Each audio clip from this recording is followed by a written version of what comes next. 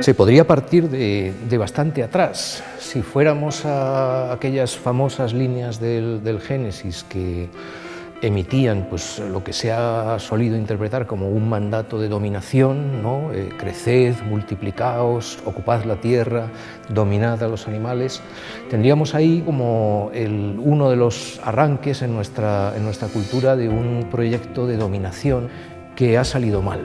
No hay más que pensar en la amenaza existencial pues, que seguimos llamando cambio climático, pero en realidad es más bien pues, una tragedia o un caos climático, y entonces tendremos que probar otra cosa. Si la dominación acaba siendo tan contraproducente, ¿no? Si daña incluso a la gente que se supone que tiene que beneficiar, pues a lo mejor lo que podríamos llamar un proyecto de simbiosis es lo más adecuado, ¿no? Margulis introduce a partir de los años 1960 la importancia de la simbiosis en la organización del mundo vivo.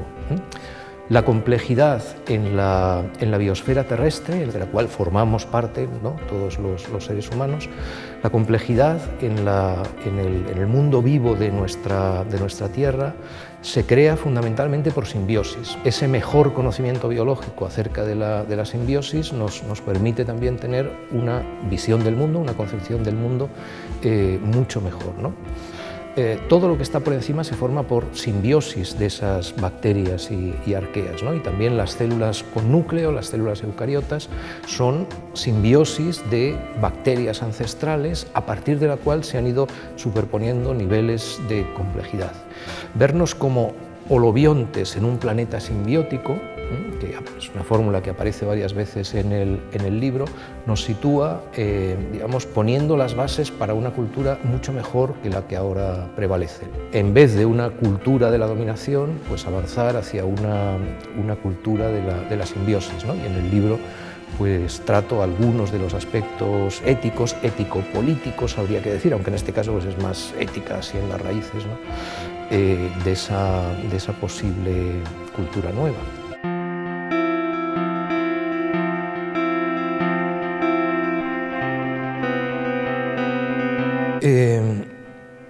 Incluso, bueno, yo escribo, aunque no me gustan mucho las mayúsculas, sí que escribo las palabras siglo, gran, prueba con mayúsculas.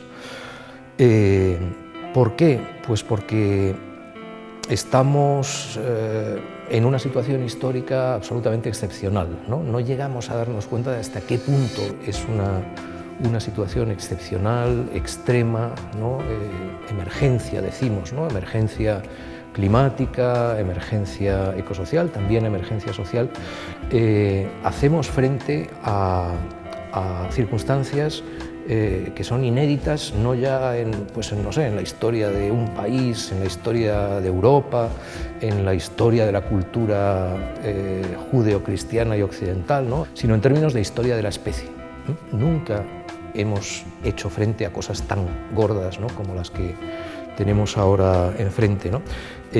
Simplemente el darse cuenta de que es posible incluso el exterminio de nuestra especie, junto con otras muchas especies, pues ya nos da un poco la medida de esa situación, ¿no? Si aumentan 2 grados, 3 grados las temperaturas promedio con respecto a las temperaturas preindustriales, también estaremos fuera de juego. Eso no es imposible, no digo que sea probable, desde luego, no me meto a evaluar probabilidades, doctores tendrán esas iglesias que pueden a lo mejor aventurarse a hacerlo, pero que eso sea posible ya nos da la medida de la excepcionalidad de esta situación. Estamos en una tesitura histórica muy difícil, y salir con bien de esto pues tiene muchas aristas complicadas, y ahí estamos, ¿no?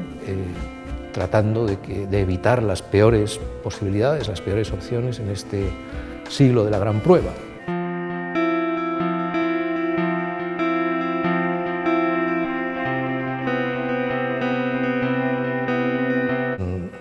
Si la situación de verdad pues es tan dura como creo que es, hacerse cargo de ella es difícil, ¿no? Y entonces la reacción de mucha gente pues es más bien matar a los mensajeros, las mensajeras que vienen con sus malas noticias, ¿no? Antes de pensar si esas malas noticias nos deprimen o nos impiden actuar, cosa que es posible también, efectivamente, ¿no?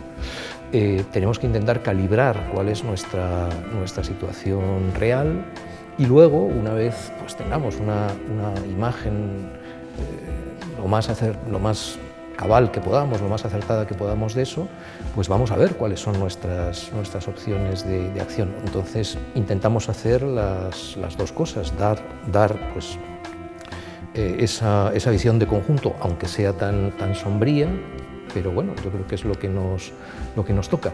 A los filósofos y filósofas en particular, ¿no? Ojalá en mi gremio hubiera más gente trabajando sobre estas cuestiones, ¿no?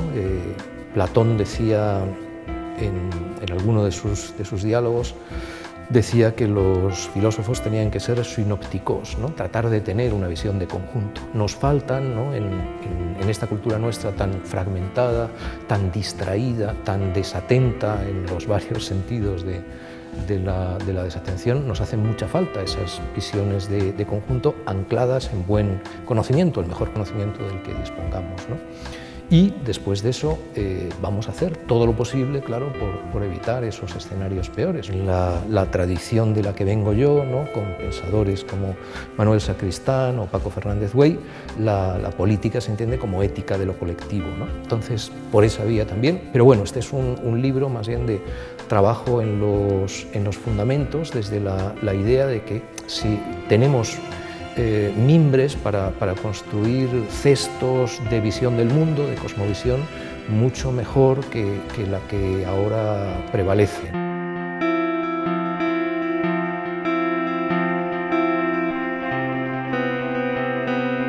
El punto de encuentro es el ir más allá del antropocentrismo. En ese proyecto cultural de dominación, ¿no? que evocábamos antes, pues una parte muy central del mismo es el antropocentrismo fuerte, ¿no? Y eso es uno de esos elementos de esa concepción del mundo que nos está causando tantos problemas y que acaba siendo tan contraproducente, ¿no? Es un proyecto donde las violencias pues, acaban volviéndose sobre la propia gente que intenta esa dominación, ¿no? Entonces, el ir más allá del antropocentrismo es algo que tienen en común tanto las éticas animales como las éticas ecológicas, ¿no? Y yo creo que ese tiene que ser como el lugar desde donde construir en común.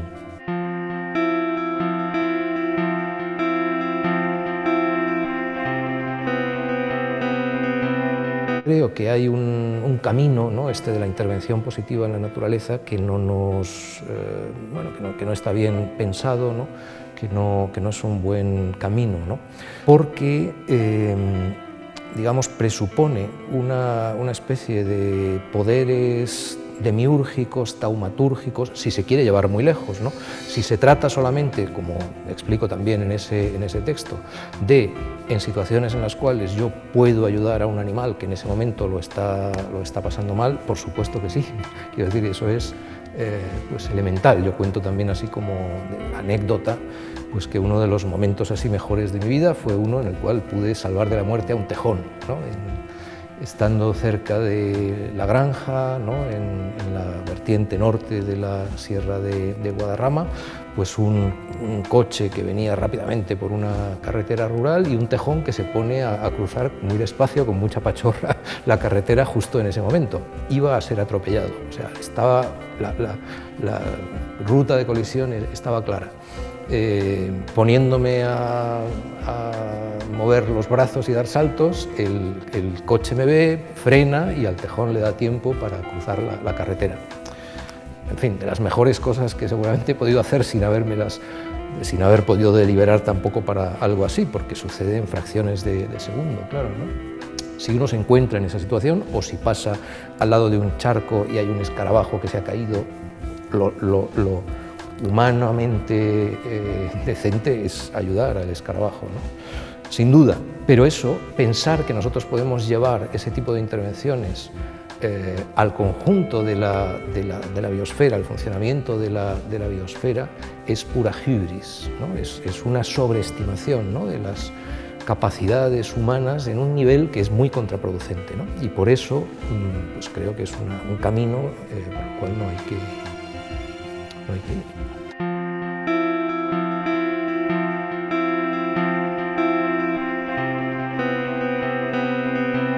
La manera más sencilla de ver eso es pensar en lo que es el mecanismo así más elemental del capitalismo, que es la reproducción ampliada del capital, ¿no?